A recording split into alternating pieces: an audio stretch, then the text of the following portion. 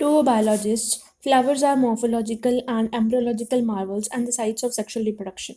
ਆਪਣੇ ਲਈ ਫਲਾਵਰ ਕੀ ਨੇ? ਆਪਣੇ ਲਈ ਤਾਂ ਵੀ ਉਹ ਅਲੱਗ-ਅਲੱਗ ਕਲਰਾਂ ਦੀ ਦੇਣ ਨੇ, ਅਲੱਗ-ਅਲੱਗ ਖੁਸ਼ਬੂਆਂ ਦੀ ਦੇਣ ਨੇ, ਹੈ ਨਾ। ਪਰ ਇੱਕ ਬਾਇਓਲੋਜਿਸਟ ਵਾਸਤੇ ਫਲਾਵਰ ਦੀ ਕੀ ਡੈਫੀਨੇਸ਼ਨ ਆ, ਠੀਕ ਹੈ, ਉਹ ਮੋਰਫੋਲੋਜੀਕਲ ਅਤੇ ਐਮਬਰੀਓਲੋਜੀਕਲ ਮਾਰਵਲਸ ਨੇ। ਮੋਰਫੋਲੋਜੀਕਲ ਅਲੱਗ-ਅਲੱਗ ਫਲਾਵਰਸ ਦੀ ਅਲੱਗ-ਅਲੱਗ ਮੋਰਫੋਲੋਜੀ ਹੁੰਦੀ ਹੈ, ਅਲੱਗ-ਅਲੱਗ ਐਮਬਰੀਓਲੋਜੀਕਲ ਡਿਵੈਲਪਮੈਂਟ ਹੁੰਦੀ ਹੈ, ਕੁਛ ਨਾ ਕੁਛ ਡਿਫਰੈਂਟ ਹੁੰਦੀ ਹੈ ਦੂਜੇ ਫਲਾਵਰ ਨਾਲੋਂ। ਅਤੇ ਸੈਕਸ਼ੂਅਲ ਰਿਪਰੋਡਕਸ਼ਨ ਦੀ ਸਾਈਟ ਨੇ। ਫਲਾਵਰ ਉਹ ਜਗ੍ਹਾ ਜਿੱਥੇ ਸੈਕਸ਼ੂਅਲ ਰਿਪਰੋਡਕਸ਼ਨ ਹੁੰਦੀ ਹੈਗੀ। In other classes you have read the various parts of a flower. ਆਪਾਂ ਨੇ ਵੈਸੇ ਪਿਛਲੀ ਵੀਡੀਓ ਦੇ ਵਿੱਚ ਵੀ ਦੇਖ ਲਿਆ ਹੈ ਨਾ, ਪੜ੍ਹ ਲਿਆ ਅਲੱਗ-ਅਲੱਗ ਫਲਾਵਰ ਦੇ ਪਾਰਟ। ਅਤੇ ਵੈਸੇ 10ਵੀਂ ਦੇ ਵਿੱਚ ਤਾਂ ਓਬਵੀਅਸਲੀ ਤੁਸੀਂ ਨੇ ਪੜ੍ਹਿਆ ਹੀ ਹੋਵੇਗਾ, ਹੈ ਨਾ। Figure 1.1 will help you recall the parts of typical flower. 1.1 figure ਆਪਾਂ ਪਿਛਲੀ ਵੀਡੀਓ ਵਿੱਚ ਦੇਖ ਲਈ ਸੀ, ਹੈ ਨਾ। Can you name the 2 parts in a flower in which the 2 most important units of sexual reproduction develop, ਹੈ ਨਾ। ਓਵਰੀ ਦੇ ਵਿੱਚ ਆਪ ਕੀ ਡਿਵੈਲਪ ਕਰ ਦੇਗਾ? ਐਗ, ਠੀਕ ਆ। ਅਤੇ ਓਵਰੀ ਕਾਹਦਾ ਪਾਰਟ ਆ? Pistol the. ਐਂਡ ਐਂਥਰ ਦੇ ਵਿੱਚ ਕੀ ਡਿਵੈਲਪ ਕਰਦਾ ਹੈਗਾ?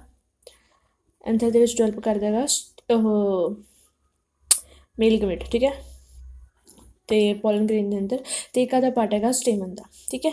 ਤਾਂ 2 ਇੰਪੋਰਟੈਂਟ ਯੂਨਿਟਸ ਤੁਸੀਂ ਕਹਿ ਸਕਦੇ ਹੋ, ਪਿਸਟਲ ਅਤੇ ਕੀ ਨੇ?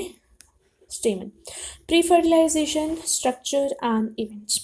But before the actual flower is seen on a plant, the decision that the plant is going to flower has taken place.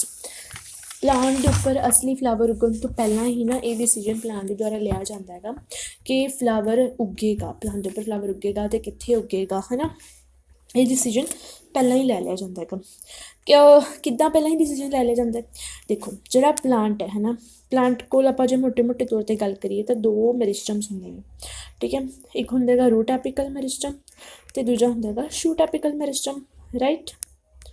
ਜਿਹੜਾ ਸ਼ੂਟ ਐਪੀਕਲ ਮੈਰਿਸਟਮ ਹੈ, ਜਦੋਂ ਫਲਾਵਰ ਦੀ ਡਿਵੈਲਪਮੈਂਟ ਹੋਣੀ ਹੁੰਦੀ ਹੈ ਤਾਂ ਸ਼ੂਟ ਐਪੀਕਲ ਮੈਰਿਸਟਮ ਜਿਹੜਾ ਹੈਗਾ ਮੋਡੀਫਾਈ ਹੋ ਜਾਂਦਾ ਹੈਗਾ ਫਲੋਰਲ ਮੈਰਿਸਟਮ ਦੇ ਵਿੱਚ, ਓਕੇ। ਫਲੋਰਲ ਮੈਰਿਸਟਮ ਦੇ ਵਿੱਚ ਸ਼ੂਟ ਐਪੀਕਲ ਮੈਰਿਸਟਮ ਡਿਵੈਲਪ ਹੋ ਜਾਂਦਾ ਹੈ। ਅਤੇ ਹੁਣ ਆਪਾਂ ਫਲੋਰਲ ਮੈਰਿਸਟਮ ਦੀ ਗੱਲ ਕਰਦੇ ਹਾਂ। ਜਦੋਂ ਫਲੋਰਲ ਮੈਰਿਸਟਮ ਤੋਂ ਫਲਾਵਰ ਬਣਨਾ ਹੁੰਦਾ ਤਾਂ ਉਹਦੇ ਵਿੱਚ ਕੁਝ ਸਟਰਕਚਰਲ ਅਤੇ ਕੁਝ ਹਾਰਮੋਨਲ ਚੇਂਜਿਸ ਹੁੰਦੇ ਆ। ਕੁਝ ਸਟਰਕਚਰਲ ਚੇਂਜਿਸ ਹੁੰਦੇ ਆ, ਕੁਝ ਹਾਰਮੋਨਲ ਚੇਂਜਿਸ ਹੁੰਦੇ ਆ।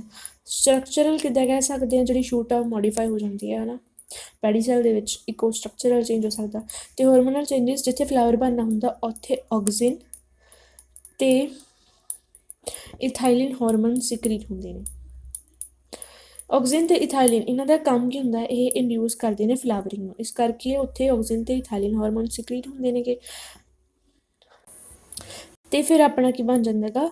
ਸਾਰੇ ਜਿਹੜੇ ਪਾਰਟਸ ਨੇ ਫਲਾਵਰ ਦੇ ਉਹ ਬਣ ਜਾਂਦੇ ਨੇ, ਫਲੋਰਲ ਪਾਰਟਸ ਬਣ ਜਾਂਦੇ ਨੇ, ਮਤਲਬ ਆਪਾਂ ਕਹਿ ਸਕਦੇ ਹਾਂ ਬਰਡ ਬਣ ਜਾਂਦਾ ਹੈਗਾ।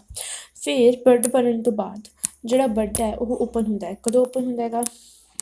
ਸਾਈਟੋਕਾਈਨਿਨ ਰਿਲੀਜ਼ ਹੁੰਦਾ ਹੈਗਾ, ਉਹ ਤੋਂ ਬਾਅਦ ਬਰਡ ਓਪਨ ਹੁੰਦਾ ਹੈ ਅਤੇ ਫਾਈਨਲੀ ਆਪਣੇ ਕੋਲ ਫਲਾਵਰ ਆ ਜਾਂਦਾ ਹੈਗਾ, ਠੀਕ ਹੈ। ਇਹ ਕੁਝ ਸਟਰਕਚਰਲ ਅਤੇ ਹਾਰਮੋਨਲ ਚੇਂਜਿਸ ਹੁੰਦੇ ਆ। ਪਹਿਲਾਂ ਹੀ ਡਿਸੀਜਨ ਲੈ ਲਿਆ ਜਾਂਦਾ ਹੈ ਨਾ, ਪਹਿਲਾਂ ਹੀ ਡਿਸੀਜਨ ਲਿਆ ਜਾਊਗਾ ਤਾਂ ਹੀ ਤਾਂ ਉੱਥੇ ਫਲੋਰਲ ਮੈਰਿਸਟਮ ਬਣੂਗਾ, ਸ਼ੂਟ ਐਪੀਕਲ ਮੈਰਿਸਟਮ ਮੋਡੀਫਾਈ ਹੋ ਕੇ।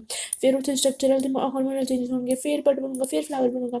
ਤਾਂ ਡਿਸੀਜਨ ਤਾਂ ਪਹਿਲਾਂ ਦਾ ਹੀ ਹੈ ਓਬਵੀਅਸਲੀ, ਆਪਾਂ ਇੱਥੋਂ ਕਹਿ ਸਕਦੇ ਹਾਂ, ਹੈ ਨਾ। Much before the actual flower is seen on a plant, the decision that the plant is going to flower has taken place. Several hormonal and structural changes are initiated, which lead to the differentiation and further development of the floral primordium. ਠੀਕ ਹੈ, ਕਾਫੀ ਸਾਰੇ ਉੱਥੇ ਕੀ ਹੁੰਦੇ ਨੇ? Hormonal ਅਤੇ structural changes ਹੁੰਦੇ ਨੇਗੇ, ਠੀਕ ਹੈ, ਜਿਹਦੇ ਕਰਕੇ ਡਿਫਰੈਂਸ਼ੀਏਸ਼ਨ ਹੁੰਦੀ ਹੈ। ਪਹਿਲਾਂ ਮਤਲਬ ਡਿਫਰੈਂਸ਼ੀਏਟ ਕਰਦੇ ਨੇ ਫਲੋਰਲ ਪਾਰਟਸ, ਮਤਲਬ ਇੱਕ ਸ਼ੂਟ ਸੀ, ਸ਼ੂਟ ਤੋਂ ਅੱਗੇ ਸਭ ਕੁਝ ਬਣਨਾ ਹੈ ਨਾ, ਸਾਰੇ ਸੈਪਲ ਪੈਟਲ ਸਾਰੇ ਪਾਰਟਸ ਬਣਨੇ ਆ ਤਾਂ ਡਿਫਰੈਂਸ਼ੀਏਸ਼ਨ ਨਾਲ ਹੀ ਬਣਨਗੇ, ਹੈ ਨਾ। ਅਤੇ ਫਰਦਰ ਡਿਵੈਲਪਮੈਂਟ ਹੁੰਦੀ ਹੈਗੀ ਫਲੋਰਲ ਪ੍ਰਾਈਮੋਡੀਅਮ ਦੀ। Inflorescences are formed which bear the floral buds and then the flowers. Inflorescence ਕੀ ਆ? ਤੁਸੀਂ ਕਹਿ ਸਕਦੇ ਹੋ ਬ੍ਰਾਂਚ ਆ ਨਾ, ਇੱਥੇ ਇੱਕ ਫਲਾਵਰ ਉੱਗਣਾ, ਇੱਥੇ ਫਲਾਵਰ ਉੱਗਣਾ, ਹੈ ਨਾ। ਕਿੱਦਾਂ ਕਿਸ ਵੇ ਦੇ ਵਿੱਚ cluster of flowers on a branch, ਠੀਕ ਹੈ, ਕਿੱਦਾਂ ਹੋਣਾ, ਇਹਨੂੰ ਆਪਾਂ ਇਨਫਲੋਰੈਸੈਂਸ ਕਹਿ ਦਿੰਦੇ ਹਾਂ। ਇਨਫਲੋਰੈਸੈਂਸਿਸ ਬਣਦੀਆਂ ਨੇ ਅਤੇ ਜਿਨ੍ਹਾਂ ਦੇ ਕੋਲ ਪਹਿਲਾਂ ਤਾਂ ਫਲੋਰਲ ਬਰਡਸ ਹੁੰਦੇ ਓਬਵੀਅਸਲੀ, ਅਤੇ ਫਿਰ ਉਹ ਫਲਾਵਰਸ ਦੇ ਵਿੱਚ ਡਿਵੈਲਪ ਹੋ ਜਾਂਦੇ ਨੇ। In the flower the male and the female reproductive structures the androecium and the gynoecium differentiate and develop. ਫਿਰ ਫਲਾਵਰ ਦੇ ਵਿੱਚ ਕੀ ਆ? ਮੇਲ ਅਤੇ ਫੀਮੇਲ ਰੀਪਰੋਡਕਟਿਵ ਸਟਰਕਚਰਸ ਨੇ ਜਿਹੜੇ। ਮੇਲ ਰੀਪਰੋਡਕਟਿਵ ਸਟਰਕਚਰ ਕਿਹੜਾ ਹੋਇਆ? ਐਂਡਰੋਸ਼ੀਅਮ, ਅਤੇ ਫੀਮੇਲ ਰੀਪਰੋਡਕਟਿਵ ਸਟਰਕਚਰ ਕਿਹੜਾ ਹੋਇਆ? ਗਾਇਨੋਸ਼ੀਅਮ। ਇਹ ਡਿਫਰੈਂਸ਼ੀਏਟ ਹੁੰਦੇ ਨੇ ਐਂਡ ਡਿਵੈਲਪ ਕਰ ਜਾਂਦੇ ਨੇ। You would recollect that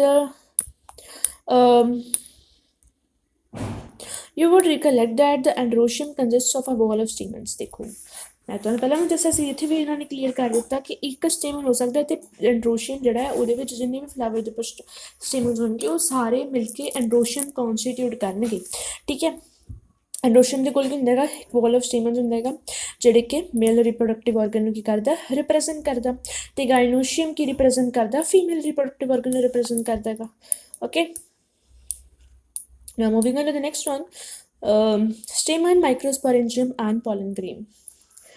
Figure 1.2a shows the two parts of a typical stamen, the long and slender stalk-like called the filament, and the terminal, generally bilobed structure called the anther। ਜਿਹੜੀ ਆ ਵਾਲੀ figure ਆ ਉਹ ਆਪਾਂ ਦੇਖਦੇ ਹਾਂ। ਠੀਕ ਆ, ਦਿਸ ਵਨ ਫਿਗਰ, ਇਹਦੇ ਵਿੱਚ ਆਪਾਂ ਨੂੰ ਦਿੱਤੇ ਹੋਏ ਆ ਸਟੇਮਨ ਦੀ ਇੱਕ ਟਿਪੀਕਲ ਸਟੇਮਨ ਦੇ ਪਾਰਟਸ ਦਿੱਤੇ ਗਏ। ਜਿਹੜਾ ਲੰਬਾ ਅਤੇ ਪਤਲਾ ਪਤਲਾ ਸਟਰਕਚਰ ਹੁੰਦਾ ਉਹਨੂੰ ਕੀ ਕਿਹਾ ਜਾਂਦਾ ਹੈਗਾ, ਫਿਲਾਮੈਂਟ ਕਹਿੰਦਾ, ਸਲੈਂਡਰ ਮੀਨਸ ਪਤਲਾ ਪਤਲਾ, ਐਂਡ ਟਰਮੀਨਲ ਮਤਲਬ ਟਿਪ ਦੇ ਉੱਪਰ ਜਿਹੜਾ ਸਟਰਕਚਰ ਬਣਦਾ ਜਨਰਲੀ ਬਾਇਲੋਬਡ ਹੁੰਦਾ, ਮਤਲਬ ਜ਼ਰੂਰੀ ਨਹੀਂ ਹਰੇਕ ਦੇ ਵਿੱਚ ਬਾਇਲੋਬਡ ਹੋਵੇ। ਠੀਕ ਹੈ, ਮੋਨੋਲੋਬਡ ਵੀ ਹੋ ਸਕਦਾ, ਟ੍ਰਾਈਲੋਬਡ ਵੀ ਹੋ ਸਕਦਾ, ਬਹੁਤ ਰੇਅਰ ਕੇਸਿਸ ਦੇ ਵਿੱਚ, ਬਟ ਜਨਰਲੀ ਬਾਇਲੋਬਡ ਸਟਰਕਚਰ ਹੁੰਦਾ, ਉਹਨੂੰ ਆਪਾਂ ਕਹਿ ਦਿੰਦੇ ਹਾਂ ਕਿ ਐਂਥਰ ਕਹਿ ਦਿੰਦੇ ਹਾਂ। ਸੋ ਇੱਥੇ ਦੇਖੋ, ਇਹ ਆਪਣਾ ਕੀ ਆ, ਇਹ ਆਪਣਾ ਇੱਕ ਸਟੇਮਨ ਆ, ਇਸ ਸਟੇਮਨ ਦੇ ਪਾਰਟਸ ਆਪਾਂ ਇੱਥੇ ਦੇਖ ਰਹੇ ਹਾਂ। ਠੀਕ ਹੈ, ਸੋ ਆਹ ਲੌਂਗ ਐਂਡ ਸਲੈਂਡਰ ਸਟਰਕਚਰ ਕੀ ਆ, ਫਿਲਾਮੈਂਟ ਆ ਜਿਹੜੀ ਕਿ ਸਟਾਕ ਹੁੰਦੀ ਆ। ਠੀਕ ਹੈ, ਇਹ ਫਿਲਾਮੈਂਟ ਦਾ ਪ੍ਰੋਕਸੀਮਲ ਪਾਰਟ ਆ, ਇਹ ਫਿਲਾਮੈਂਟ ਦਾ ਡਿਸਟਲ ਪਾਰਟ ਆ। ਠੀਕ ਹੈ, ਅਤੇ ਉੱਪਰ ਆਹ ਬਾਇਲੋਬਡ ਸਟਰਕਚਰ ਕੀ ਹੈਗਾ, ਠੀਕ ਹੈ, ਐਂਥਰ ਆ। ਪ੍ਰੋਕਸੀਮਲ ਅਤੇ ਡਿਸਟਲ ਆਪਾਂ ਕਿਸ ਹਿਸਾਬ ਨਾਲ ਕਹਿੰਦੇ ਹਾਂ, ਫਲਾਵਰ ਦੇ ਵਿੱਚ ਆਪਾਂ ਖੜ੍ਹੇ ਹਾਂ, ਫਲਾਵਰ ਜਿਹੜਾ ਓਬਜ਼ਰਵਰ ਆ ਉਹ ਫਲਾਵਰ ਦੇ ਵਿੱਚ ਖੜ੍ਹਾ। ਠੀਕ ਹੈ, ਫਲਾਵਰ ਦੇ ਵਿੱਚ ਓਬਜ਼ਰਵਰ ਖੜ੍ਹਾ, ਅਤੇ ਫਲਾਵਰ ਦੇ ਵਿੱਚ ਖੜ੍ਹੇ ਹੋਏ ਨੂੰ ਜਿਹਨੂੰ ਜਿਹੜੀ ਚੀਜ਼ ਨਾਲ ਉਹਦੀ ਪਹਿਲਾਂ ਮੁਲਾਕਾਤ ਹੋਈ ਉਹ ਪ੍ਰੋਕਸੀਮਲ, ਅਤੇ ਜਿਹੜੀ ਚੀਜ਼ ਨਾਲ ਬਾਅਦ 'ਚ ਮੁਲਾਕਾਤ ਹੋਈ ਉਹ ਡਿਸਟਲ। ਤਾਂ ਪਹਿਲਾਂ ਇਹਦੇ ਨਾਲ ਮੁਲਾਕਾਤ ਹੋ ਗਈ ਨਾ, ਇਹ ਪ੍ਰੋਕਸੀਮਲ ਪਾਰਟ ਹੋ ਗਿਆ ਫਿਲਾਮੈਂਟ ਦਾ, ਅਤੇ ਇਹ ਕੀ ਹੋ ਗਿਆ, ਡਿਸਟਲ ਪਾਰਟ ਹੋ ਗਿਆ ਫਿਲਾਮੈਂਟ ਦਾ। ਕਲੀਅਰ। ਸੋ ਦੇਖਦੇ ਹਾਂ ਕਿ the proximal end of the filament is attach to the thalamus or the petal of the flower. ਜਿਹੜਾ ਪ੍ਰੋਕਸੀਮਲ ਐਂਡ ਹੁੰਦਾ ਹੈਗਾ, ਪ੍ਰੋਕਸੀਮਲ ਐਂਡ ਮੈਂ ਤੁਹਾਨੂੰ ਪਹਿਲਾਂ ਹੀ ਦੱਸਦਾ ਕਿਹੜਾ ਹੋਊਗਾ। ਠੀਕ ਹੈ, ਉਹ ਕਹਿੰਦੇ ਨਾਲ ਅਟੈਚ ਹੁੰਦਾ, ਥੈਲੇਮਸ ਨਾਲ ਅਟੈਚ ਹੁੰਦਾ, ਜਾਂ ਫਿਰ ਪੈਟਲ ਆਫ ਦ ਫਲਾਵਰ ਨਾਲ ਅਟੈਚ ਹੁੰਦਾ। ਜਨਰਲੀ ਤਾਂ ਥੈਲੇਮਸ ਨਾਲ ਅਟੈਚ ਹੁੰਦਾ, ਪਰ ਪੈਟਲ ਨਾਲ ਵੀ ਅਟੈਚ ਹੋ ਸਕਦਾ, ਉਹ ਆਪਾਂ ਨੇ ਪਹਿਲਾਂ ਵੀ ਦੇਖ ਲਿਆ ਸੀ। ਉਹਨੂੰ ਕੀ ਕਹਿੰਦੇ ਨੇ, ਐਪੀ ਪੈਟਲਸ ਕਹਿੰਦੇ ਆ, ਐਪੀ ਪੈਟਲਸ। ਅਤੇ ਇਹ ਕੰਡੀਸ਼ਨ ਆਪਾਂ ਨੂੰ ਕਿਹਦੇ ਵਿੱਚ ਦੇਖਣ ਨੂੰ ਮਿਲਦੀ ਆ, ਕਿਹੜੇ ਫਲਾਵਰ ਦੇ ਵਿੱਚ ਦੇਖਣ ਨੂੰ ਮਿਲਦੀ ਆ, ਇਹ ਆਪਾਂ ਨੂੰ ਦੇਖਣ ਨੂੰ ਮਿਲਦਾ ਹੈਗਾ ਬ੍ਰਿੰਜਲ ਦੇ ਵਿੱਚ। Okay, great. ਅਤੇ ਆਪਾਂ ਇੱਥੇ ਤਾਂ ਸਿਰਫ ਉਹੀ ਦਿੱਤਾ ਹੋਇਆ, ਸਿਰਫ ਥੈਲੇਮਸ ਜਾਂ ਪੈਟਲ ਦਿੱਤਾ। ਆਪਾਂ ਨੇ ਦੇਖਿਆ ਸੀ ਕਿ ਟੈਪਲ ਦੇ ਨਾਲ ਵੀ ਅਟੈਚਮੈਂਟ ਹੋ ਸਕਦੀ ਹੈ, TEPAL, ਜਾਂ ਫਿਰ ਪੈਰੀਐਂਸ ਦੇ ਨਾਲ ਵੀ ਅਟੈਚਮੈਂਟ ਹੋ ਸਕਦੀ ਹੈ। ਟੇਪਲ ਅਤੇ ਪੈਰੀਐਂਸ ਸੇਮ ਚੀਜ਼ ਨੂੰ ਕਿਹਾ ਜਾਂਦਾ ਹੈਗਾ। ਅਤੇ ਜੇ ਜਿਹੜਾ ਪ੍ਰੋਕਸੀਮਲ ਐਂਡ ਆਫ ਟੈਪਲ ਜਾਂ ਪੈਰੀਐਂਸ ਨਾਲ ਅਟੈਚਡ ਹੋਵੇ ਤਾਂ ਆਪਾਂ ਉਹਨੂੰ ਕੀ ਕਹਿੰਦੇ ਹਾਂ, ਐਪੀਫਾਈਲਸ, ਐਪੀਫਾਈਲਸ। ਅਤੇ ਇਹ ਆਪਾਂ ਨੂੰ ਕਿਹਦੇ ਵਿੱਚ ਦੇਖਣ ਨੂੰ ਮਿਲਦਾ ਹੈਗਾ, lily, the most common example of epiphyllous. Okay, great. The number and the length of stamens are variable in flowers of different species. ਠੀਕ ਹੈ, ਅਲੱਗ ਅਲੱਗ ਸਪੀਸ਼ੀਜ਼ ਦੇ ਫਲਾਵਰਸ ਦੇ ਵਿੱਚ, ਠੀਕ ਹੈ, ਅਲੱਗ ਅਲੱਗ ਨੰਬਰ ਦੇਖਣ ਨੂੰ ਮਿਲਦਾ, ਕਿਸੇ ਵਿੱਚ ਵੱਧ ਸਟੇਮਨਸ ਹੁੰਦੇ, ਕਿਸੇ ਦੇ ਵਿੱਚ ਘੱਟ ਸਟੇਮਨ ਹੁੰਦੇ, ਅਤੇ ਉਹਨਾਂ ਦੀ ਲੈਂਥ ਵੀ ਅਲੱਗ ਹੁੰਦੀ, ਕਿਸੇ ਦੇ ਸਟੇਮਨਸ ਵੱਡੇ ਹੁੰਦੇ ਆ, ਲੰਬੇ ਹੁੰਦੇ, ਕਿਤੇ ਛੋਟੇ ਹੁੰਦੇ। ਠੀਕ ਹੈ, if you were to collect a stamen each from 10 flowers, each from different species, and arrange them on a slide, you would be able to appreciate the large variation in size seen in nature। ਠੀਕ ਹੈ, ਜੇ ਤੁਸੀਂ ਕੀ ਆ ਸਟੇਮਨਸ ਨੂੰ collect ਕਰੋਗੇ 10 ਫੁੱਲਾਂ 'ਚੋਂ, 10 ਫੁੱਲਾਂ 'ਚੋਂ ਸਟੇਮਨ ਨੂੰ ਕਲੈਕਟ ਕਰੋਗੇ। ਠੀਕ ਹੈ, ਅਤੇ ਸਾਰੇ ਕੀ ਆ ਅਲੱਗ ਅਲੱਗ ਸਪੀਸ਼ੀਜ਼ ਨੂੰ ਬਿਲੋਂਗ ਕਰਨੇ ਹੋਣੇ ਚਾਹੀਦੇ, ਅਤੇ ਉਹਨਾਂ ਨੂੰ ਕੀ ਆ ਫਿਰ ਇੱਕ ਸਲਾਈਡ ਦੇ ਉੱਪਰ ਤੁਸੀਂ ਅਰੇਂਜ ਕਰੋਗੇ। ਠੀਕ ਹੈ, ਤਾਂ ਤੁਸੀਂ ਕੀ ਆ ਤੁਹਾਨੂੰ ਕੀ ਦੇਖਣ ਨੂੰ ਮਿਲੇਗਾ, ਅਲੱਗ ਅਲੱਗ ਵੇਰੀਏਸ਼ਨ ਦੇਖਣ ਨੂੰ ਮਿਲੇਗਾ, ਕਾਹਦੇ ਵਿੱਚ, ਸਾਈਜ਼ ਦੇ ਵਿੱਚ। ਠੀਕ ਹੈ, ਤੁਸੀਂ ਇੱਕ ਸਟੇਮਨ ਲਿਆਓ, ਕੋਈ ਬਿਲਕੁਲ ਛੋਟਾ ਜਾਂ ਕੋਈ ਬਾਹਲਾ ਲੰਬਾ, ਹੈ ਨਾ, ਕੋਈ ਵਿੱਚ ਵਿਚਾਲੇ ਇਹਨਾਂ ਦੇ। ਸੋ ਅਲੱਗ ਅਲੱਗ ਸਾਈਜ਼ ਆਪਾਂ ਨੂੰ ਸਟੇਮਨਸ ਦੇ ਇਹਨਾਂ ਦੇ ਦੇਖਣ ਨੂੰ ਮਿਲਦੇ ਆ। Okay, careful observation of each stamen under a dissecting microscope and making neat diagrams will elucidate the range in shape and attachment of anthers in different flowers। ਅਤੇ ਆਪਾਂ ਫਿਰ ਉਹਦੇ ਬਾਅਦ ਜੇ ਕੇਅਰਫੁਲ ਓਬਜ਼ਰਵੇਸ਼ਨ ਕਰਾਂਗੇ ਹਰੇਕ ਸਟੇਮਨ ਦੀ, ਠੀਕ ਹੈ, ਇੱਕ ਡਾਇਸੈਕਟਿੰਗ ਮਾਈਕਰੋਸਕੋਪ ਦੇ ਅੰਡਰ। ਠੀਕ ਹੈ, ਤਾਂ ਉਹਦੇ ਅਤੇ ਫਿਰ ਉਹਦੇ ਆਪਾਂ ਸਾਨੂੰ ਡਾਇਗਰਾਮਸ ਬਣਾਵਾਂਗੇ, ਤਾਂ ਉਹਦੇ ਨਾਲ ਆਪਾਂ ਹੋਰ ਵੀ ਚੀਜ਼ ਇਲੂਸੀਡੇਟ ਕਰ ਸਕਦੇ ਹਾਂ, ਹੋਰ ਵੀ ਚੀਜ਼ ਆਪਾਂ ਬਿਆਨ ਕਰ ਸਕਦੇ ਹਾਂ, ਦੇਖ ਸਕਦੇ ਹਾਂ। ਕਿਉਂਕਿ ਆਪਾਂ ਦੇਖਾਂਗੇ ਕਿ ਸ਼ੇਪ ਦੇ ਵਿੱਚ ਵੀ ਆਪਾਂ ਨੂੰ ਬਹੁਤ ਜ਼ਿਆਦਾ ਵੇਰੀਏਸ਼ਨ ਦੇਖਣ ਨੂੰ ਮਿਲਦੀ ਹੈ, ਅਤੇ ਅਟੈਚਮੈਂਟ ਦੇ ਵਿੱਚ ਵੀ, ਮਤਲਬ ਕਿਸੇ ਦੇ ਸਟੇਮਨਸ ਥੈਲੇਮਸ ਨਾਲ ਅਟੈਚਡ ਹੈ, ਕਿਸੇ ਦੇ ਵਿੱਚ ਪੈਟਲ ਦੇ ਨਾਲ ਅਟੈਚਡ ਹੈ, ਕਿਸੇ ਦੇ ਵਿੱਚ ਟੈਪਲ ਦੇ ਨਾਲ ਅਟੈਚਡ ਹੈ। ਸੋ ਆਪਾਂ ਨੂੰ ਮਤਲਬ ਅਲੱਗ ਅਲੱਗ ਫਲਾਵਰਸ ਦੇ ਵਿੱਚ, ਮੋਰਫੋਲੋਜੀ ਦੇ ਵਿੱਚ, ਅਲੱਗ ਅਲੱਗ ਫਲਾਵਰਸ ਦੇ ਵਿੱਚ ਬਹੁਤ ਜ਼ਿਆਦਾ ਵੇਰੀਏਸ਼ਨਸ ਦੇਖਣ ਨੂੰ ਮਿਲਦੀਆਂ ਨੇ। A typical angiosperm anther is bilobed with each lobe having 2 theca, that is their diathecas।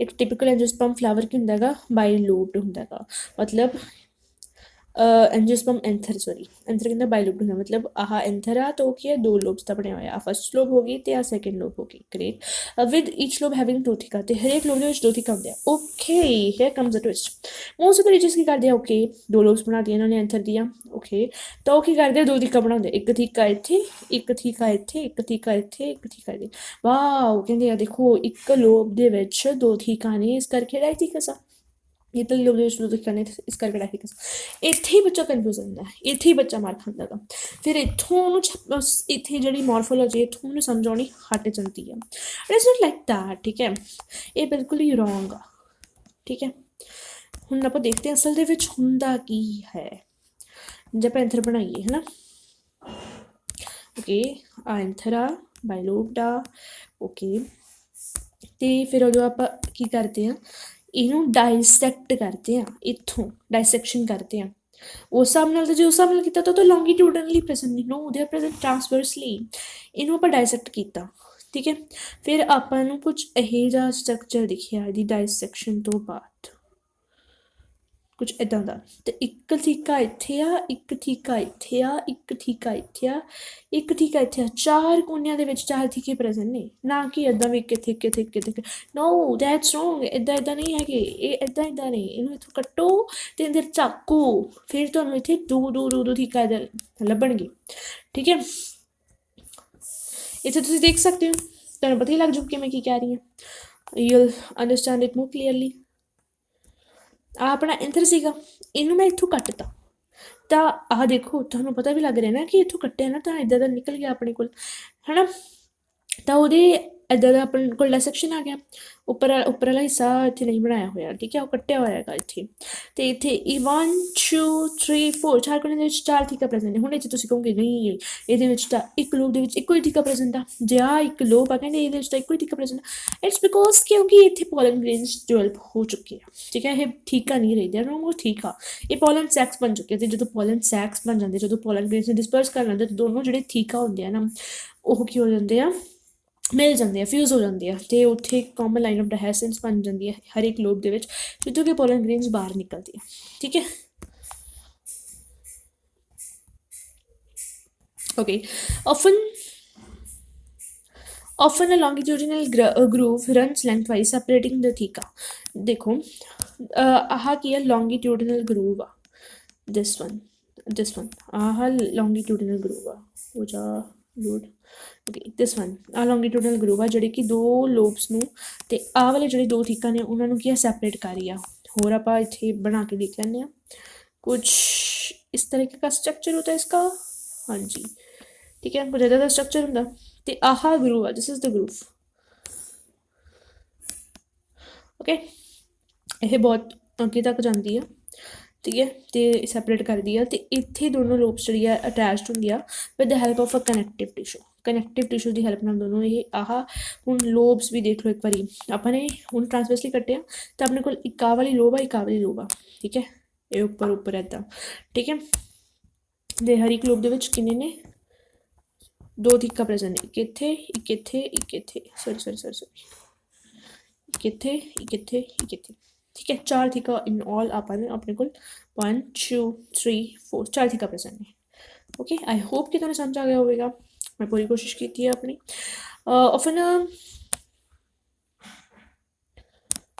often a longitudinal groove runs lengthwise separating the theca. Let us understand the various types of tissues and their organization in the transverse section of an anther. ਹੁਣ ਆਪਾਂ ਅੱਗੇ ਪੜ੍ਹਾਂਗੇ ਕਿ various types of tissues ਜਿਹੜੀ ਹੈ ਕਿੱਦਾਂ organise ਹੁੰਦੇ ਨੇ ਅਤੇ ਕਿਹੜੇ ਟਾਈਪਸ ਆਫ ਟਿਸ਼ੂਜ਼ ਪ੍ਰੈਜ਼ੈਂਟ ਹੁੰਦੇ ਨੇ ਇੱਕ ਐਂਥਰ ਦੇ ਟਰਾਂਸਵਰਸ ਸੈਕਸ਼ਨ ਦੇ ਵਿੱਚ ਦਾ bilobed nature of an anther is very distinct in the transverse section ਠੀਕ ਹੈ ਜੇ ਆਪਾਂ ਟਰਾਂਸਵਰਸ ਸੈਕਸ਼ਨ ਲਈਏ ਤਾਂ ਜਿਹੜਾ ਐਂਥਰ ਦਾ ਬਾਇਲੋਬਡ ਸਟਰਕਚਰ ਉਹ ਬਹੁਤ ਜ਼ਿਆਦਾ ਡਿਸਟਿੰਕਟ ਹੁੰਦਾ ਮਤਲਬ ਆਪਾਂ ਉਹਨਾਂ ਦੇ ਵਿੱਚ ਨਾ ਵੇਰੀਅਸ ਅਲੱਗ ਟਿਸ਼ੂਜ਼ ਦੇਖਣ ਨੂੰ ਮਿਲਦੇ ਆ ਠੀਕ ਹੈ ਬਾਹਰ ਲੇਅਰ ਕੋਈ ਹੋਰ ਟਿਸ਼ੂ ਦੀ ਬਣੀ ਹੁੰਦੀ ਹੈ ਅੰਦਰਲੀ ਕਾਸੇ ਹੋਰ ਦੀ ਅਲੱਗ ਆਪਾਂ ਨੂੰ ਬਹੁਤ ਡਿਫਰੈਂਸ਼ੀਏਸ਼ਨ ਦੇਖਣ ਨੂੰ ਮਿਲਦੀ ਆਪਾਂ ਕਹਿ ਸਕਦੇ ਹਾਂ anther is 4 sided tetragonal structure consisting of 4 microsporangia located at the corners 2 in each okay ਪਹਿਲਾਂ ਇੱਕ ਦੇਖ ਲਓ ਸਭ ਤੋਂ ਪਹਿਲਾਂ ਜਦੋਂ ਐਂਥਰ ਹੁੰਦਾ ਸਭ ਤੋਂ ਯੰਗ ਹੁੰਦਾ ਹੈ ਨਾ ਤਾਂ ਉਹਦੇ ਅੰਦਰ ਨਾ ਪ੍ਰੈਜ਼ੈਂਟ ਹੁੰਦਾ ਸਪੋਰੋਜੀਨੀਅਸ ਟਿਸ਼ੂ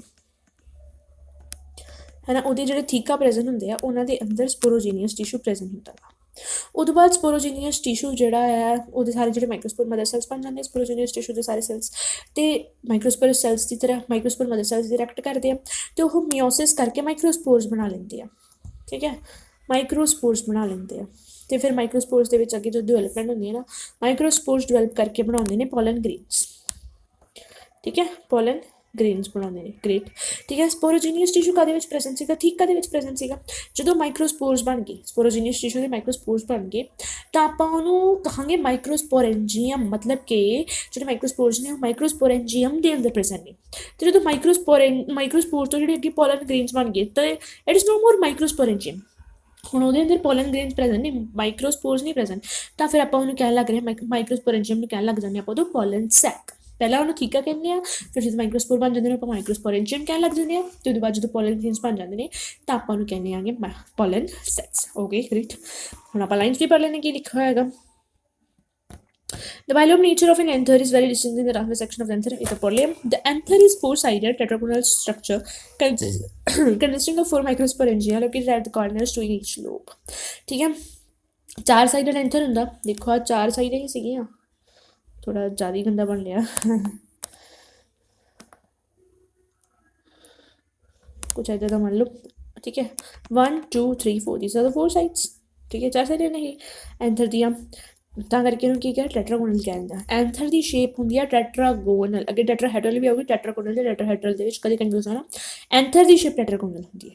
ਓਕੇ, ਤੇ ਚਾਰ ਮਾਈਕਰੋਸਪੋਰੈਂਜੀਆ ਪ੍ਰੈਜ਼ੈਂਟ ਹੁੰਦੇ ਨੇ ਚਾਰ ਕੋਨਿਆਂ ਦੇ ਵਿੱਚ, 1 2 3 4 ਚਾਰ ਮਾਈਕਰੋਸਪੋਰੈਂਜੀਆ ਹੋ ਗਏ ਆਪਣੇ।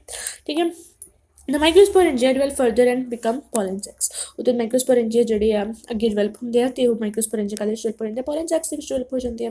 they extend longitudinally all through the length of an anther and are packed with pollen grains। ਠੀਕ ਹੈ, ਸਾਰੇ ਐਂਥਰ ਦੀ ਲੈਂਥ ਦੇ ਵਿੱਚ ਉਹ ਕੀ ਆ ਮਤਲਬ ਲੌਂਗੀਟਿਊਡਨਲ ਐਕਸਟੈਂਡ ਕਰਦੇ ਆ ਤੇ ਉਹ ਫਿਰ ਉਹਨਾਂ ਦੇ ਵਿੱਚ ਪੋਲਨ ਗ੍ਰੇਨਸ ਹੁੰਦੇ ਆ। ਪਹਿਲਾਂ ਮਾਈਕਰੋਸਪੋਰੈਂਜੀਆ ਪ੍ਰੈਜ਼ੈਂਟ ਸੀਗੇ, ਮਾਈਕਰੋਸਪੋਰੈਂਜੀਆ ਵੀ ਥਰੂ ਆਊਟ ਦੀ ਲੈਂਥ ਹਾਂ ਐਂਥਰ ਦੀ ਲੈਂਥ ਆ ਹੈ ਨਾ।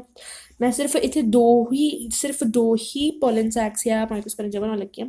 ਠੀਕ ਹੈ, ਇੱਥੇ ਦੇਖੋ ਉੱਪਰੋਂ ਲੈ ਕੇ ਆ ਦੋ ਕੋਲ ਨਹੀਂ ਦਿਖਣਗੀਆਂ ਕਿਉਂਕਿ ਇੱਕ ਪਾਸੇ ਤੁਹਾਨੂੰ ਸਾਰੇ ਕੋਲ ਦਿਖਣ ਵੀ ਨਹੀਂ ਲੱਗੇ ਹੈ ਨਾ। ਉੱਪਰੋਂ ਲੈ ਕੇ ਨੀਚੇ ਤੱਕ all through the length of the anther ਇੱਥੇ ਕੀ ਪ੍ਰੈਜ਼ੈਂਟ ਹੁੰਦੇ ਨੇ? ਮਾਈਕਰੋਸਪੋਰੈਂਜੀਆ ਪ੍ਰੈਜ਼ੈਂਟ ਹੁੰਦੇ ਨੇ। ਠੀਕ ਹੈ, ਤੇ ਮਾਈਕਰੋਸਪੋਰੈਂਜੀਆ ਬਾਅਦ 'ਚ ਕਿਹਦੇ ਵਿੱਚ ਕਨਵਰਟ ਹੋ ਜਾਂਦੇ ਨੇ? ਪੋਲਨ ਸੈਕਸ ਦੇ ਵਿੱਚ ਕਨਵਰਟ ਹੋ ਜਾਂਦੇ ਨੇ ਜਦੋਂ ਮਾਈਕਰੋਸਪੋਰਸ ਪੋਲਨ ਗ੍ਰੇਨਸ ਦੇ ਵਿੱਚ ਡਿਵੈਲਪ ਕਰ ਜਾਂਦੇ ਨੇ। ਠੀਕ ਹੈ, ਮਾਈਕਰੋਸਪੋਰੈਂਜੀਆ ਪੋਲਨ ਸੈਕਸ ਦੇ ਵਿੱਚ ਡਿਵੈਲਪ ਕਰ ਜਾਂਦੇ ਨੇ ਲੌਂਗੀਟਿਊਡਨਲੀ ਥਰੂ ਆਊਟ ਦ ਲੈਂਥ ਉਹ ਐਕਸਟੈਂਡ ਕਰਦੇ ਨੇ। ਠੀਕ ਹੈ, ਤੇ ਉਹਦੇ ਵਿੱਚ ਕੀ ਪ੍ਰੈਜ਼ੈਂਟ ਨੇ? ਪੋਲਨ ਗ੍ਰੇਨਸ ਕਾਹਦੇ ਵਿੱਚ? ਪੋਲਨ ਸੈਕਸ ਦੇ ਵਿੱਚ। Okay, structure of microsporangium in a transverse section a typical microsporangium appears near circular in outline। जब ਆਪਾਂ ट्रांसवर्स सेक्शन ਕਰਦੇ ਆ ਮਾਈਕਰੋਸਪੋਰੈਂਜੀਅਮ ਦਾ, ਇੱਥੇ ਐਂਥਰ ਨਾ ਪੜ੍ਹ ਲੈਣਾ, ਐਂਥਰ ਦਾ ट्रांसवर्स सेक्शन ਕੀ ਸੀਗਾ? It was tetragonal. ਠੀਕ ਹੈ, whereas जब ਮਾਈਕਰੋਸਪੋਰੈਂਜੀਅਮ ਦਾ ਆਹਾ ਐਂਥਰ ਸੀਗਾ ਆਪਣਾ ਕੁਛ ਇੱਦਾਂ ਦਾ, ਇਹਦੇ ਇੱਥੇ ਮਾਈਕਰੋਸਪੋਰੈਂਜੀਆ ਪ੍ਰੈਜ਼ੈਂਟ ਸੀ। ਇਹ ਮੈਂ ਕਦੋਂ ਦੇ ਕਿੱਦਾਂ ਦੇ ਬਣਾ ਰਹੀ ਹਾਂ? ਉਦੋਂ ਦੇ ਮੈਂ ਸਰਕੂਲਰ ਬਣਾ ਰਹੀ ਹਾਂ। ਇਹ ਸਰਕੂਲਰ ਹੁੰਦੇ ਨੇ ਸ਼ੇਪ ਦੇ ਵਿੱਚ।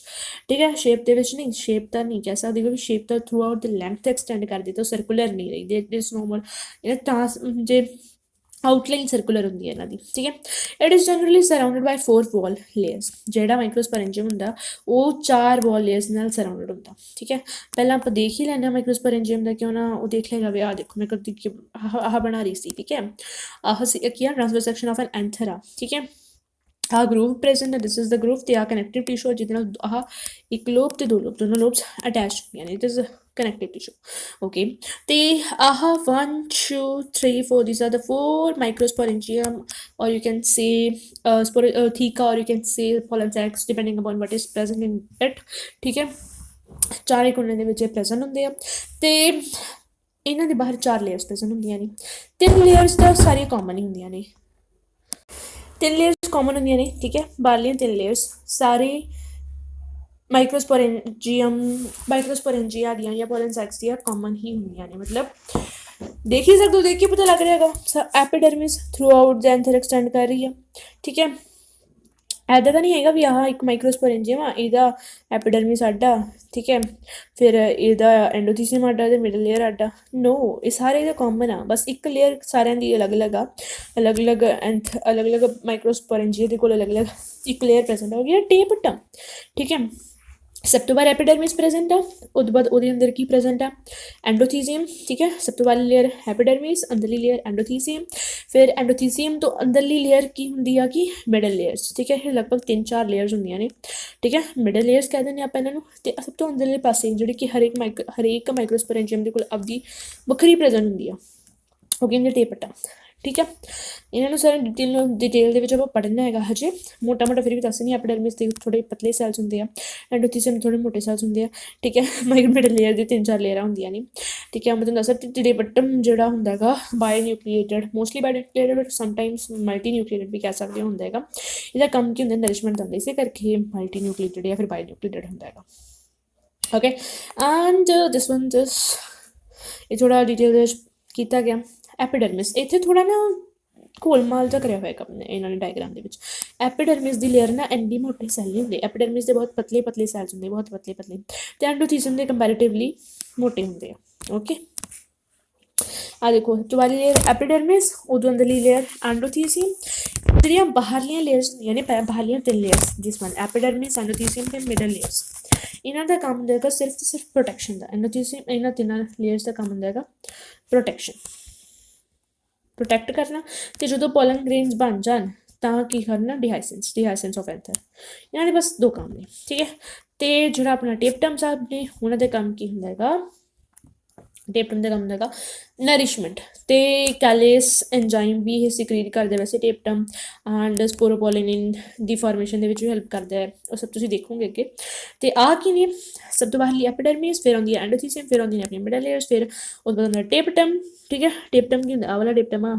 ਠੀਕ ਹੈ, ਮਲਟੀ ਨਿਊਕਲੀਏਟਡ ਹੁੰਦਾ, ਅਤੇ ਉਸ ਤੋਂ ਬਾਅਦ ਆਪਣੇ ਆਉਂਦੇ ਨੇ ਅੰਦਰ ਸਾਰੇ ਮਾਈਕਰੋਸਪੋਰ ਮਦਰ ਸੈਲਸ। ਗ੍ਰੇਟ। ਠੀਕ ਹੈ, ਹੁਣ ਆਪਾਂ ਪੜ੍ਹਦੇ ਹਾਂ ਕਿ ਕੀ ਲਿਖਿਆ ਹੋਇਆ ਹੈਗਾ। Structure of microsporangium. In a transverse section, a typical microsporangium appears near circulate in outline. ठीक है, transverse section ਦੇ ਵਿੱਚ typical microsporangium ਕਿਦਾਂ ਹੁੰਦਾ ਹੈਗਾ, circular ਹੁੰਦਾ ਹੈਗਾ। It is generally surrounded by 4 wall layers, 4 wall layers ਨਾਲ surround ਹੁੰਦੇ, ਕਿਹੜੇ ਹੁੰਦੇ ਨੇ, epidermis, endothelium, middle layer ਤੇ tapetum. The outer 3 wall layers perform the function of protection and help in the dehiscence of anther to release the pollen. ਜਿਹੜੀਆਂ ਬਾਹਰਲੀਆਂ 3 wall layers ਹੁੰਦੀਆਂ ਨੇ, ਉਹਨਾਂ ਦਾ ਕੰਮ ਕੀ ਹੁੰਦਾ ਹੈਗਾ, ਪ੍ਰੋਟੈਕਸ਼ਨ ਦਾ ਕੰਮ ਹੁੰਦਾ। ਮਤਲਬ ਉਹ ਕੀ ਆ, ਪ੍ਰੋਟੈਕਟ ਕਰਕੇ ਰੱਖਦੀਆਂ ਨੇ ਮਾਈਕਰੋਸਪੋਰੈਂਜੀਅਮ ਅਤੇ ਇਨਰ ਸਟਰਕਚਰ ਆਫ ਦ ਐਂਥਰ ਨੂੰ। ਠੀਕ ਹੈ, ਅਤੇ ਹੋਰ ਕਾਹਦੇ ਵਿੱਚ ਹੈਲਪ ਕਰਦੀਆਂ ਨੇ, ਡਿਹਾਈਸੈਂਸ ਆਫ ਐਂਥਰ ਦੇ ਵਿੱਚ ਹੈਲਪ ਕਰਦੀਆਂ ਨੇ। ਮਤਲਬ ਜਦੋਂ ਪੋਲਨ ਗ੍ਰੇਨਸ ਡਿਵੈਲਪ ਹੋ ਜਾਂਦੇ ਨੇ ਤਾਂ ਉਹ ਡਿਹਾਈਸੈਂਸ ਹੁੰਦੀਆਂ ਨਾ, ਟੁੱਟਦੀਆਂ ਨੇ, ਮਤਲਬ ਵਾਟਰ ਡੀਹਾਈਡਰੇਸ਼ਨ ਹੋ ਜਾਂਦੀ ਹੈ। ਠੀਕ ਹੈ, ਜਿਸ ਕਰਕੇ ਸੈਲਸ ਜਿਹੜੇ ਆ ਉਖੜ ਜਾਂਦੇ ਇੱਕ ਦੂਸਰੇ ਤੋਂ, ਫਿਰ ਪੋਲਨ ਗ੍ਰੇਨਸ ਬਾਹਰ ਨਿਕਲ ਸਕਦੇ ਨੇ। ਜੇ ਬਾਹਰਲੀਆਂ ਲੇਅਰਸ ਪਰਸਿਸਟ ਕਰਨਗੀਆਂ ਤਾਂ ਪੋਲਨ ਗ੍ਰੇਨਸ ਕਿੱਦਾਂ ਬਾਹਰ ਨਿਕਲਣਗੀਆਂ ਐਂਥਰ ਚੋਂ। The innermost wall layer is the tapetum, ਤੇ ਸਭ ਤੋਂ ਅੰਦਰਲੀ ਲੇਅਰ ਨੂੰ ਟੇਪਟਮ ਕਿਹਾ ਜਾਂਦਾ ਹੈਗਾ। And nourishes the developing pollen grains, ਉਹਦਾ ਕੰਮ ਕੀ ਹੁੰਦਾ, ਨਰਿਸ਼ਮੈਂਟ ਦਾ ਕੰਮ ਹੁੰਦਾ। ਜਿਹੜੇ ਪੋਲਨ ਗ੍ਰੇਨਸ ਦੇ ਅੰਦਰ ਜਿਹੜੇ ਮਾਈਕਰੋਸਪੋਰਸ ਡਿਵੈਲਪ ਕਰ ਰਹੇ ਹੁੰਦੇ ਨਾ, ਉਹਨਾਂ ਨੂੰ ਨਰਿਸ਼ ਕਰਦਾ। ਠੀਕ ਹੈ, cells of the tapetum possess dense cytoplasm and generally have more than 1 nucleus. ਜਿਹੜੇ ਟੇਪਟਮ ਦੇ ਸੈਲਸ ਹੁੰਦੇ ਨੇ, ਉਹਨਾਂ ਦੇ ਕੋਲ ਡੈਂਸ ਸਾਈਟੋਪਲਾਜ਼ਮ ਹੁੰਦਾ ਗਾ। ਠੀਕ ਹੈ, ਅਤੇ ਜਨਰਲੀ ਮੋਰ ਦੈਨ 1 ਨਿਊਕਲੀਅਸ ਪ੍ਰੈਜ਼ੈਂਟ ਹੁੰਦਾ ਗਾ। ਠੀਕ ਹੈ, ਕਿਉਂਕਿ ਇਹਦਾ ਕੰਮ ਨਰਿਸ਼ਮੈਂਟ ਹੁੰਦਾ, ਇਸ ਕਰਕੇ ਇਹ ਕਰੈਕਟਰਿਸਟਿਕਸ ਹੋਣੀ ਇਹਦੇ ਵਿੱਚ ਅਨਿਵਾਰੀ ਨਹੀਂ। ਠੀਕ ਹੈ, ਜ਼ਰੂਰੀ ਨੇ। ਠੀਕ ਹੈ, ਕਿਹੜੀ ਡੈਂਸ ਸਾਈਟੋਪਲਾਜ਼ਮ ਅਤੇ ਮੋਰ ਦੈਨ 1 ਨਿਊਕਲੀਅਸ, ਕਿਉਂਕਿ ਡੈਂਸ ਸਾਈਟੋਪਲਾਜ਼ਮ ਹੋਊਗਾ ਤਾਂ ਗੋਲਜੀ ਬੋਡੀਜ਼ ਵਗੈਰਾ ਸਭ ਕੁਛ ਵਾਦਰ ਸਿਕ੍ਰੀਸ਼ਨ ਕਰਦੀਆਂ ਨੇ, ਤਾਂ ਹੀ ਡੈਂਸ ਸਾਈਟੋਪਲਾਜ਼ਮ ਹੁੰਦਾ ਨਾ। ਐਂਡ ਮੋਰ ਦੈਨ 1 ਨਿਊਕਲੀਅਸ, ਕਿਉਂਕਿ RNA ਕਿੱਥੋਂ ਬਣਦਾ ਗਾ, ਨਿਊਕਲੀਅਸ ਦੇ ਅੰਦਰ ਹੀ ਬਣਦਾ। ਠੀਕ ਹੈ, ਜੇ ਨਿਊਕਲੀਅਸ ਵੱਧ ਹੋਣਗੇ ਤਾਂ ਨਿਊਕਲੀਓਲਾਈ ਵੱਧ ਹੋਣਗੇ, ਨਿਊਕਲੀਓਲਾਈ ਵੱਧ ਹੋਣਗੇ ਤਾਂ ਵੱਧ RNA ਬਣ ਗਏ, ਵੱਧ RNA ਬਣ ਗਏ ਤਾਂ ਵੱਧ ਪ੍ਰੋਟੀਨ ਬਣ ਗਏ। ਸੋ ਅੱਗੇ ਸਾਰਾ ਸਾਈਕਲ ਤੁਹਾਨੂੰ ਪਤਾ ਹੀ ਹੈ। ਬਾਕੀ ਹਜੇ ਆਪਾਂ ਉਹ ਚੈਪਟਰ ਪੜ੍ਹੇ ਨਹੀਂ, ਜਦੋਂ ਪੜ੍ਹਾਂਗੇ ਤੁਹਾਨੂੰ ਪਤਾ ਹੀ ਲੱਗ ਜਾਊਗਾ। ਠੀਕ ਹੈ, can you think how tapetal cells could become binucleate, ਕੀ ਤੁਸੀਂ ਦੱਸ ਸਕਦੇ ਹੋ ਕਿ ਜਿਹੜੇ ਟੇਪਟਲ ਸੈਲਸ ਨੇ ਉਹ ਬਾਇਓਨਿਊਕਲੀਏਟ ਕਿੱਦਾਂ ਬਣੇ। ਠੀਕ ਹੈ, ਦੇਖੋ, ਹਜੇ ਆਪਾਂ ਨੇ ਸੈੱਲ ਡਿਵੀਜ਼ਨ ਪੜ੍ਹਿਆ ਨਹੀਂ, ਪਰ ਜਦੋਂ ਪੜ੍ਹਾਂਗੇ ਤਾਂ ਹੋਰ ਡਿਟੇਲ ਦੇ ਵਿੱਚ ਪਤਾ ਲੱਗ ਜਾਊਗਾ। ਜਦੋਂ ਸੈੱਲ ਡਿਵਾਈਡ ਕਰਦੇ ਨੇ, ਇੱਕ ਸੈੱਲ ਹੈ ਤਾਂ ਉਹਦੇ ਪਹਿਲਾਂ ਕੀ ਨੇ, ਨਿਊਕਲੀਅਸ ਡਿਵਾਈਡ ਕਰਦੇ ਨੇ, ਉਸ ਤੋਂ ਬਾਅਦ ਸੈੱਲ ਡਿਵਾਈਡ ਕਰਦੇ ਨੇ। ਤਾਂ ਟੇਪਟਲ ਸੈਲਸ ਦੇ ਵਿੱਚ ਕੀ ਹੋਇਆ ਵੀ ਉਹਦੇ ਨਿਊਕਲੀਅਸ ਡਿਵਾਈਡ ਕਰਕੇ, ਅਤੇ ਇਸੇ ਕਰਕੇ ਜਿਹੜੇ ਟੇਪਟਮ ਸੈਲਸ ਨੇ ਉਹ ਬਾਇਓਨਿਊਕਲੀਏਟ ਬਣ ਗਏ, ਕਿਉਂਕਿ ਉਹਨਾਂ ਦੀ ਸੈੱਲ ਡਿਵਾਈਡ ਨਹੀਂ ਹੋਈ, ਸਿਰਫ ਨਿਊਕਲੀਅਸ ਡਿਵਾਈਡ ਹੋਏ, ਬਸ ਇੱਥੇ ਹੀ ਉਹਨਾਂ ਦਾ ਜਿਹੜਾ ਪ੍ਰੋਸੈਸ ਹੈ ਜਿਹੜਾ ਉਹ ਖਤਮ ਹੋ ਗਿਆ। That's it. When the anther is young, a group of compactly arranged homogeneous cells called the sporogenous tissue occupies the center of the microsporangium.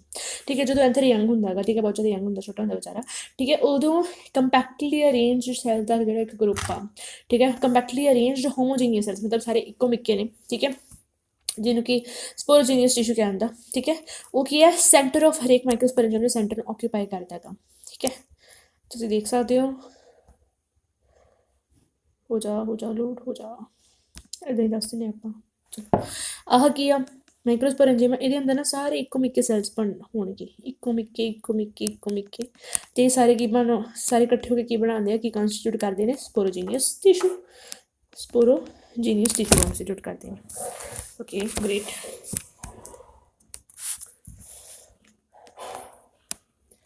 As microsporogenesis. As the anther develops, the cells of the sporogenous tissue undergo meiotic divisions to form microspore tetrads. ਜਿਵੇਂ ਜਿਹੜਾ ਐਂਥਰ ਆ ਉਹ develop ਕਰਦਾ ਹੈ ਨਾ, ਤਾਂ ਜਿਹੜੇ ਸਪੋਰੋਜੀਨੀਅਸ tissue ਦੇ ਸੈਲਸ ਹੁੰਦੇ ਆ ਉਹ ਮਿਓਟਿਕ ਡਿਵੀਜ਼ਨਸ ਕਰਦੇ ਨੇ ਤੇ ਮਾਈਕਰੋਸਪੋਰ ਟੈਟਰਾਡਸ ਬਣਾਉਂਦੇ ਨੇ, ਤੇ ਉਹਨੂੰ ਮਾਈਕਰੋਸਪੋਰੋਜੈਨੇਸਿਸ ਕਿਹਾ ਜਾਂਦਾ ਹੈਗਾ। ਆਹ ਸਪੋਰੋਜੀਨੀਅਸ ਟਿਸ਼ੂ ਸੀਗਾ, ਉਹਦੀ ਇੱਕ ਸੈੱਲ ਨੂੰ ਆਪਾਂ ਕੀ ਕਿਹਾ, microspore mother cell, MMC, microspore mother cell ਕਿਹਾ।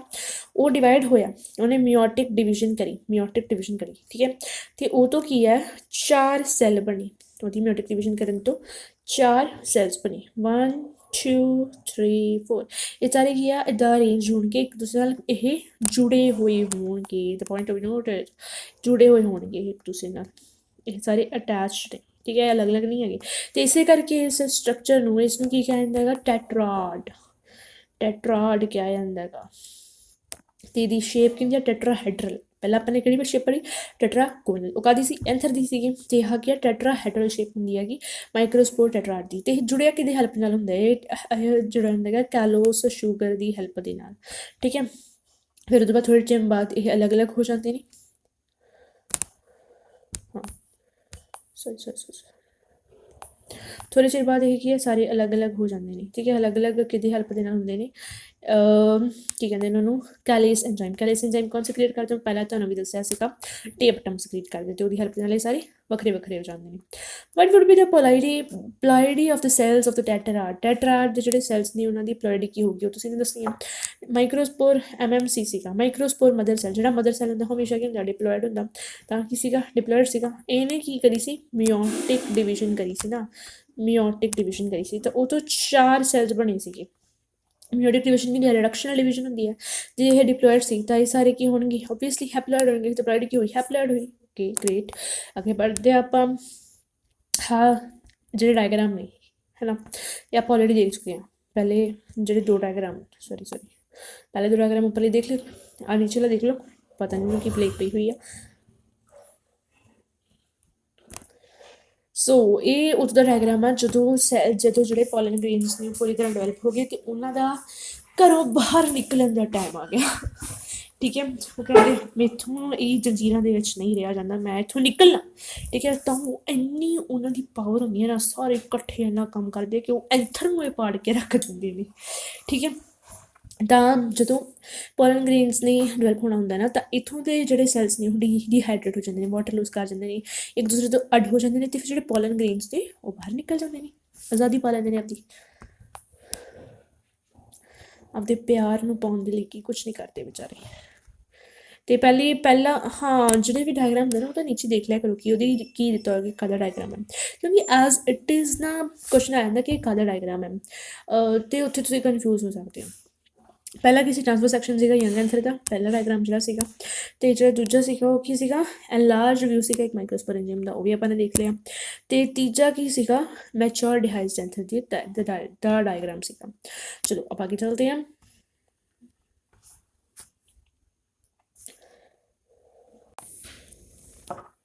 As each cell of the sporogenous tissue is capable of giving rise to a microspore tetrad, each one is a potential pollen or microspore mother cell. ਕਿਉਂਕਿ ਜਿਹੜਾ ਸਪੋਰੋਜੀਨੀਅਸ tissue ਦਾ ਹਰੇਕ cell ਹੈ ਉਹ ਮਿਓਸਿਸ ਕਰਕੇ ਕੀ ਆ, ਮਾਈਕਰੋਸਪੋਰ ਟੈਟਰਾਡ ਬਣਾਉਂਦਾ। ਤਾਂ ਹਰੇਕ ਸੈੱਲ ਨੂੰ ਸਪੋਰੋਜੀਨੀਅਸ ਟਿਸ਼ੂ ਦੇ ਹਰੇਕ ਸੈੱਲ ਨੂੰ ਕੀ ਕਿਹਾ ਜਾਂਦਾ ਹੈਗਾ, ਮਾਈਕਰੋਸਪੋਰ ਮਦਰ ਸੈੱਲ ਕਹਿੰਦਾ, ਜਾਂ ਫਿਰ ਪੋਟੈਂਸ਼ੀਅਲ ਪੋਲਨ, ਠੀਕ ਹੈ। ਹੁਣ ਇਹ ਯਾਦ ਰੱਖਣਾ ਦੈਟ ਪੋਟੈਂਸ਼ੀਅਲ ਪੋਲਨ ਅਤੇ ਮਾਈਕਰੋਸਪੋਰ ਮਦਰ ਸੈੱਲ ਸੇਮ ਚੀਜ਼ ਦਾ ਨਾਮ ਹੈ,